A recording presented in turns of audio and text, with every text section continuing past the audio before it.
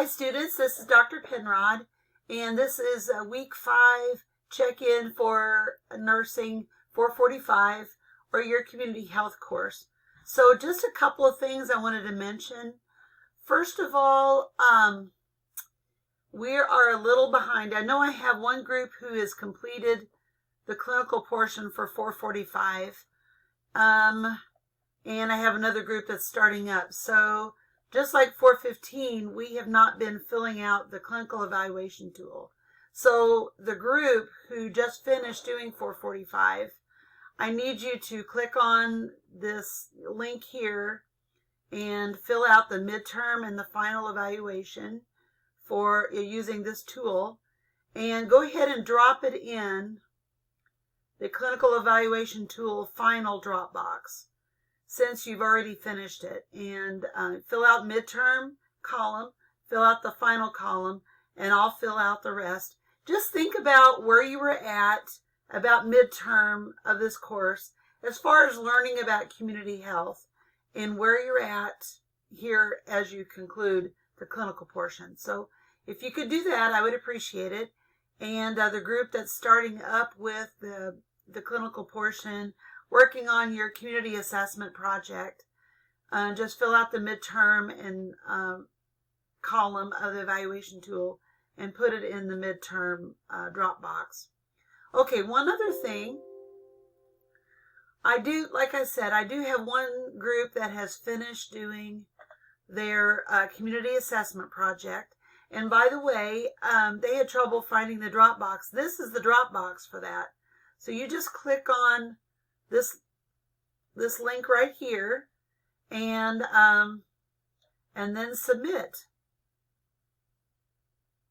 And there is a way for you to submit a document, I believe, into here. So I'll look and check and make sure that's the case, but I believe you are able to drop in a document in this tab, because it has a space for submissions here. Okay, so the one thing that I wanted to mention with your community assessment project, first of all, your plan for clinical hours needs to reflect, just like I have here, you need to develop a plan for attaining the 48 hours of community service, and your plan needs to be here. So you see the two groups have submitted their plan for clinical hours. And it's the hours that the 48 hours that you're meeting as a group and you're developing your community service project. Okay, and seeing it through the nursing process to completion. Now, the first group who finished turning in their project, they utilized the SIU community. They utilized a topic that was highlighted when they went to the wellness center. You don't have to do that. You don't have to choose a community health improvement project for SIU students. The wellness center kind of stands on its own as an experience where you're throughout the time you're spending there, those 16 hours, you're developing curriculum that's going to be used by the students at SIU. You don't have to use that, because actually I really want you to implement your project. So you might decide to find a daycare in the community and do an assessment of that community and find out what learning needs, what healthcare needs that they have. Maybe there's been several kids out with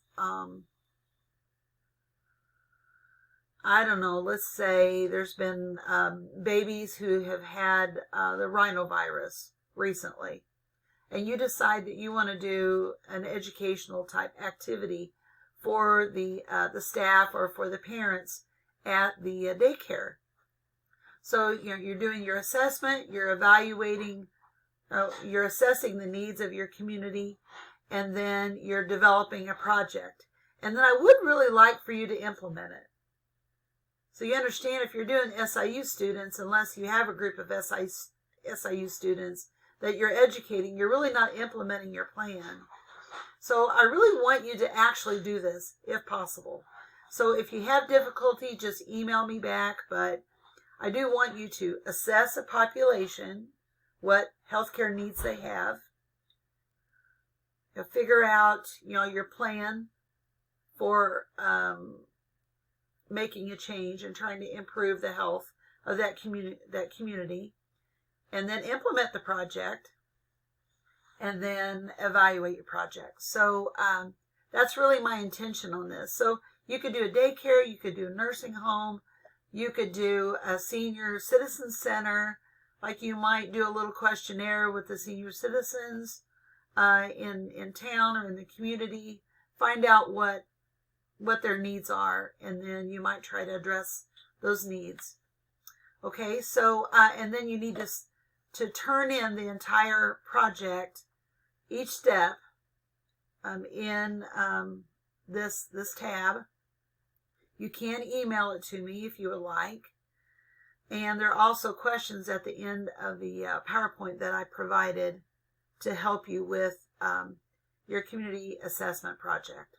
So if you have any questions, just let me know. Looks like everybody's off and running, but the one area we're definitely behind on is the clinical evaluation tool. And a lot of you have gotten into doing the EAQs, and you're working ahead, and that is wonderful. So I will talk to you soon. Thank you.